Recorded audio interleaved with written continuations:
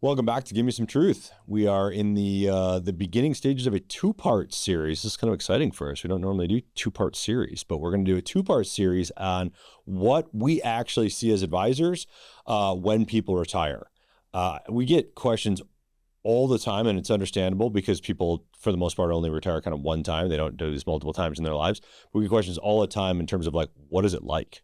Or why do I feel this way? Or kind of we read between lines. That's what we hear from people when they're getting close or actually in the first stages of retirement. Well, it's a huge change in somebody's life, especially if they go from the sort of start. All of a sudden you stop working and you start your retirement, and there is no cascading down, right? And kind of getting used to that. I prefer when our clients actually step down. And hey, we're going to go to more part-time, and you kind of transition out of your working years. But some people don't have that choice. They may be, they may have a liquidity event where they kind of are done then, or they may have a situation where they're shown the door. Yeah, their employer helps them make that decision. Helps them make that retirement decision.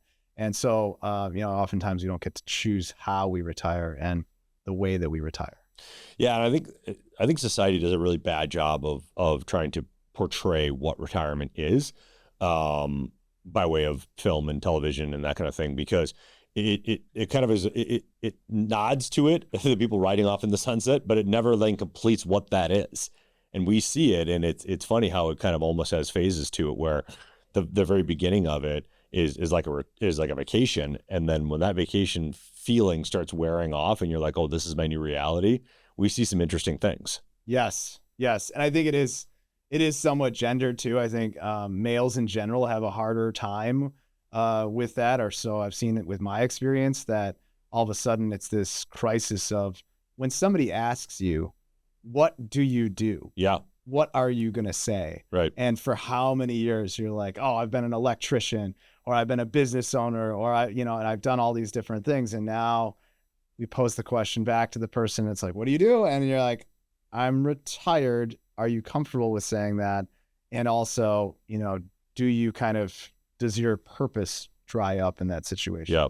Very hard emotionally. We felt that this topic warranted two podcasts because of the depth and breadth of it. And we really want to share as much as we can in terms of what we see from people, because I think it's helpful. We get these questions a lot when clients sit down with us. So we're going to take it kind of as a two-part social and two-part financial in each one of the podcasts. And so the social ones we're going to talk about today, the identity crisis that you touched on. And I think that that's something that people just do not think about well enough. Or the kind of tongue-in-cheek phrase that we say is, what are you going to do at 10 a.m. on a Wednesday morning? For 25, 30, 35 years, 40 years for people, that's been defined for them. It's not defined anymore the minute you say, I'm going to stop working. And I think that is such a hard thing for people to get their arms around. Yeah. And actually, one of the things we encourage people to do is get scheduled time. Yeah. You really do have to find yourself into a routine so you just don't waste time and kind of waste away. It's a real thing. And people that embrace retirement really strongly are spending a lot of time with other people, really working on that interpersonal relationship, maybe reconnecting to some past people that they were no longer in their lives. And the big thing is, when we're working, a lot of our work colleagues are our friends. And a lot of people think, well, after I do that, I'm still going to hang out with my work people. Yeah, I mean, that might happen, but it's probably going to be in a lot of a lesser situation. You're not going to do it all the time like you did every single day for maybe 8 hours a day. Yeah, I think you lose community. And I think that community is just such an incredibly important part of so many different things, is good mental health and purpose and, why we get up in the morning. And I think that community piece is lost. And I think that's a shock for a lot of people. They know it's going to happen, but I don't know that they understand the impact of what that means. And to your point, if you don't seek out that community by way of volunteer groups or exercise groups or whatever it might be, I think you can kind of get lost in that middle space of that first 6 months of retirement and not quite know. And we see it. There's almost like a shell-shocked look that people have. They try to put a good face on it, but you can see right under the surface, you're like, oh wow, this is interesting how they're lacking that thing that they've had for so long. Yeah. And I think most people think, oh, well, I'll have more time to do my, kind of core, I'll call it core leisure activity. Sure. So, like you and I are both golfers. well, okay, my core leisure activity might be that, or it might be fishing, or it might be something, but that won't take up a lot of hours relative to the hours in the week. So there's still a lot of hours that are going to be unspoken for. And that's why I think that is the problem. You know, you can do your leisure activity, you can go do your vacations, you can go all do that, but then you've got a lot of time where you're just living. And how are you going to fill those hours? And how are you going to deal with the fact that your identity has markedly changed no matter what? Yeah, for sure. And I think that, I mean, it's a somewhat of a silly phrase, but I think it's so important in the idea of, you know, if you fail to plan, then you're planning to fail, right? So if you don't think about this stuff before you go into retirement, if you don't think about it, and again, as we said earlier, these decisions are not entirely ours in every case. And so if you're getting closer to it, you need to start thinking about this and how you're going to schedule your day and how you're going to, you know, not only remain purposeful, right, purpose driven, but also, you know, communal in terms of how you operate, because I think it's really, really easy for people to kind of get shut into their home, and they lose that ability to get outside and to interact with other people, and we see it all the time. It's really difficult for people all the time. I think the you know, another one that we wanted to touch on is just the emotional burden of we're not saving money anymore. And I think that concept of like, I don't see my balances going up is really hard. And as a matter of fact, I can potentially see my balances coming down. I think it's really scary for people. I think that emotional burden is very interesting to watch in person from somebody that's sitting in our seat. And what's also interesting is that there is not a relief that they're not saving anymore. You would think that, oh, I don't have to do retirement savings anymore. Right. I'm done paying into the Social Security system. I actually get to use this stuff that I paid into and my pension's turned on. I actually I'm so relieved that I don't have this burden to be able to do all that right now. That does not exist. No. Like, it doesn't give them this oh, whew, I'm done. Right. That's not there anymore.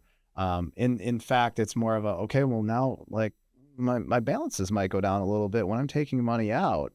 This causes me immediate trepidation. Yeah, I mean, think about it. You know, if somebody retires at 60 and let's say it's a couple and one of the two lives to crowding 100, one of those two people, if not both of them, could potentially be retired longer than they were working. Because if you start working at 22, for example, or 23, and you live to 100, you're and retire at 60, you're retired longer than you're working.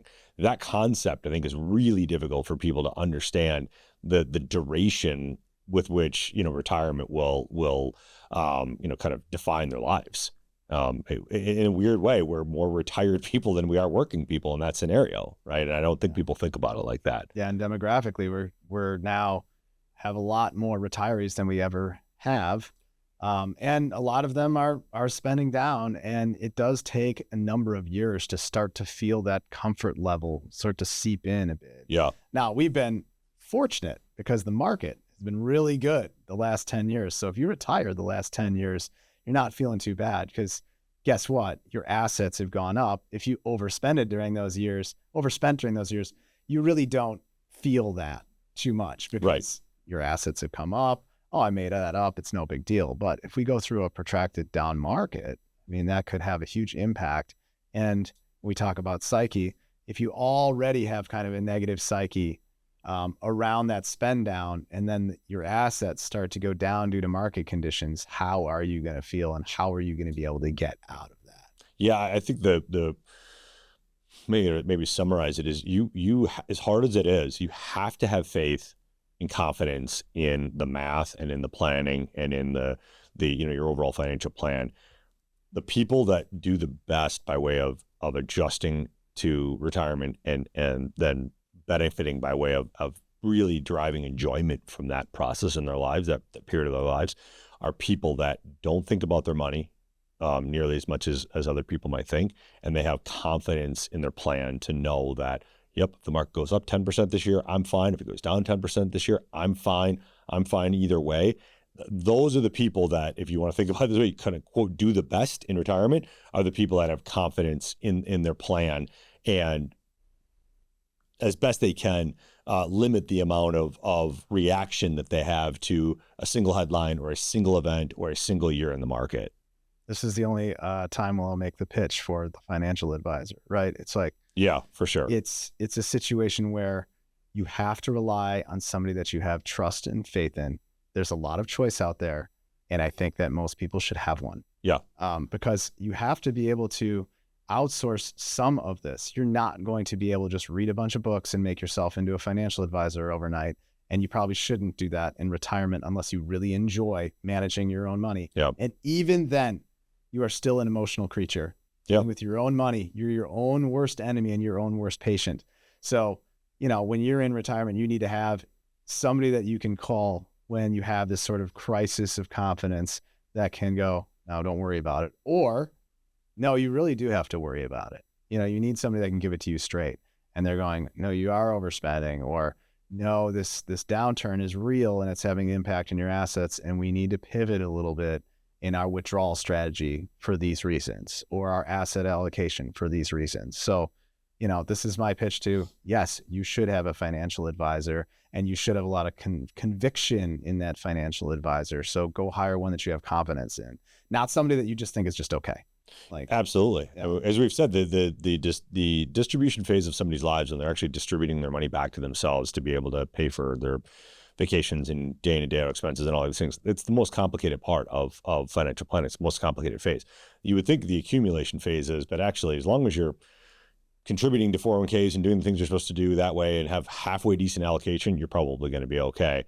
The distribution phase, the ability slash crisis of potentially running out of money is so real, and it's so difficult for people to be able to get comfortable with it. And you're exactly right. I think you need to have a professional. There's a reason why they don't let doctors operate on their own family, because the emotional burden of it is too great that the objective job that needs to get done gets compromised. And you're exactly right. We see it all the time for people that retire. And the typical mistake is to get way too conservative and kind of protect assets and not realize what you're doing to the longevity of those assets by taking your potential growth rate from 7 or 8 down to 3. I mean, it's, and you don't see it right away. And that's, I think, what's so hard for people. They look at their balance. I got $500,000. I'm fine. 10 years from now, that's not going to be $500,000, and it's not going to feel like $500,000 10 years from now. And that's exactly right. And they don't account for inflation either. That's the other part of it. Silent killer. It just eats away at portfolios. It's been a little more transparent the last 5 years because it's running hotter. It's always in there.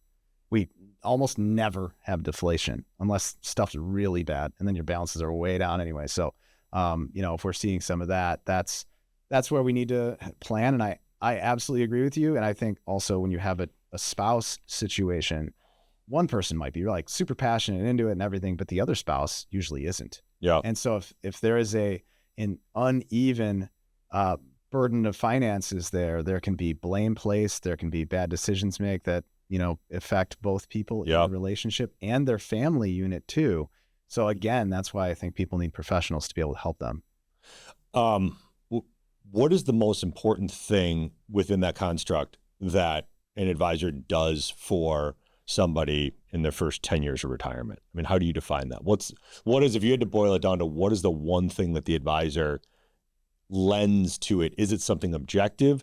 Is it something subjective, more emotionally based? I mean, what is it that makes it so important that this person be in somebody's lives? I'll answer the question too fast. So number one, subjectively, it's giving you confidence to be able to live that first 10 years, which is the most critical and the most active and the highest spending years. It'll be able to give you confidence to be able to do that. It gives you that confidence and permission to do that. Yeah. Saying in more of an analytical way, it's managing distributions and allocation to make sure that the plan still will be successful in year 10 and beyond. So, where do you take the assets from? Are you going to do conversions? How do we manage tax tables? How do we manage political, winds of change in there? How do we manage the fact that in many cases, we think that people are going to have lower income retirement. And if you're at UW System and you have 2 pensions because the husband and wife work with the system, and you have 2 Social Securities, and you're looking at required minimum distributions starting at age 73, you have capital gains in your investment, you have interest income in your bank accounts, and you have dividend income, all of that together. And all of a sudden you're going, wait a second, I thought my taxes were going to be lower. Yeah. It it could be higher than when you're working. And potentially they have to make quarterly estimates. Yes. Or they've never done that before. Exactly. Extremely complex situation, and where you take assets from and how you manage assets and where assets are located. For example, do you want those IRAs or 403Bs or 401Ks to be growing really fast? Mm-hmm. You may not. Where do you want to take your risk? Is it in your taxable account? Is it in your IRA? Is it in your Roth IRA? Right. So all of these different things are what we need to manage in the first 10 years and beyond in retirement. Yeah, I think that's great. Great points for sure. I'm also just in the background enjoying Courtney turning my mic on and off, which is pretty fun to kind of watch her, kind of like a cat, turn it on and off. So no, I think she's switching us back and forth. Is that what she's doing? I think so. Just so you don't step on each other. So the two financial ones that we talked about, you touched on a few of these points, which I think are really, really important. One is the tax, kind of just the shock of the tax difference, right, that people have in retirement that they're just not used to, because the forms of income that they're receiving are so different than what they're used to getting by way of just a straight W-2 in a lot of cases, right? And then the second is the spending piece of it and the fact that it's not linear. And I think that if we just take a couple minutes on those points. The nonlinear spending and distribution process, I think, is what also catches people really off guard. In their minds, they think, I'm going to spend the same amount of money every single year in retirement, or roughly the same amount, right? So therefore, my spend and my distribution pattern, will be very kind of without a lot of friction, right? But that's not the case. We know that that's not the case, because 3 years from now, you're going to want to take your whole family to Europe because that's really important to you. You're not going to do that 2 years from now. You're not going to do that 4 years from now. So all of a sudden, you're going to have these big events that kind of pop up. And then how do you handle these things? And I think that non-linear spend / distribution is what really catches people off guard in retirement as well. Yeah, exactly. And it brings me to a thought. He's not retired, but our friend, Bill Clickoy, that we referenced on the podcast before. Should have him on. We should. And there are times whenever you start taking big distributions or have big bills because you do big projects or what have you, like you just, have a big renovation project and you make your just forever home thing more that forever. You do more forever, even more forever. The forever home's never a forever home, but it becomes even more forever and we forever spend. But then we have this big bill and then all of a sudden another bill comes and another bill comes and another bill comes and you didn't expect that. And you've got this big blowout spending year and you're freaking out. Yep. Like, you're just having a really, really hard time with that decision and moment. And you're like, wait a second, you got a plan? We're good. Mm-hmm. We can account for that. We've talked about it. You've got assets, you've got, if you're in retirement in this example here, if you're in retirement, that pension check is coming every single month. That dividend income is coming every single month for yourself. Your Social Security check's coming. You're going to be fine. You're just going to refill the bucket a little bit, and that's never going to be outlived. And then we've got these other assets that, you may have spent down, but our plan tells us that we're going to be fine. So that's where going back to the plan and having confidence again when we have these kind of body blows, these big years, these unexpected expenses. I mean, there's always going to be, every few years, you're going to have that roof or the furnace or whatever if you own a home. And if you don't own a home, there's always something going on. Is that, in your opinion, the biggest impact to somebody's psyche and from an objective side is the big movements of money within somebody's plan, whether it be a detraction of assets by way of a bad year in the market, whether it be a big spend, whether it be whatever it might be. Is that, in your opinion, is that the biggest from an economic side?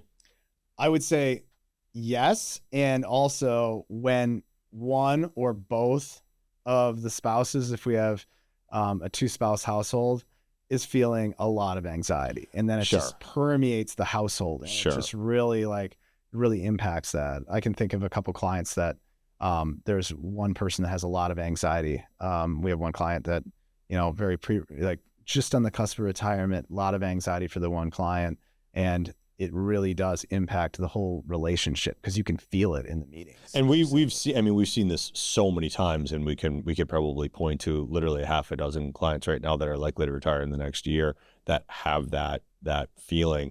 And it's so understandable. You can absolutely, even though you and I, as we like to say, we've never, we're not in this movie, but we've seen this movie 100 times.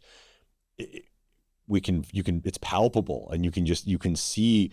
And it's so easy to understand, but yet it's so hard to get somebody to feel comfortable because it's of their own. And I think that it only comes with time and just getting comfortable and letting that phase kind of happen. And I think I think ultimately knowing that you might face that and knowing that might be something that you have to deal with does help. Yes. If you can anticipate that maybe you are a more anxious person or somebody that has a little bit more worry to them, just knowing that you're probably going to feel that at a minimum is going to make you feel a little better, right? And not be blindsided by it, because it's just too big of a transition for people to not have those feelings. Yeah, I think also sometimes you need to creatively think about ways to show people how it could break. And in many cases we'll have people that have plenty of money but they still have trepidation, because even people, I don't care if you have $20 million or you have $10 million or you have $5 million or $1 million. Yes. Everyone basically feels the same thing. But you don't think you will with people. You think if I had another $5 million, I wouldn't worry at all. You'd worry just the same. Same worry. Yeah. And so, you just have to show them where they would break the plan. So we'll sometimes go into stress testing and we'll be like, this has to happen, this has to happen, this has to happen, this has to happen, this has to happen. All of these things have to happen. And guess what? Then your plan is broken. And then I think they actually feel good to be like, okay, well, that's a lot of crap that has to happen in my life for that to break. Right. Now I feel a little bit better. Yeah. Still not going to feel all the way better, but they'll feel a little bit better. And you're absolutely right.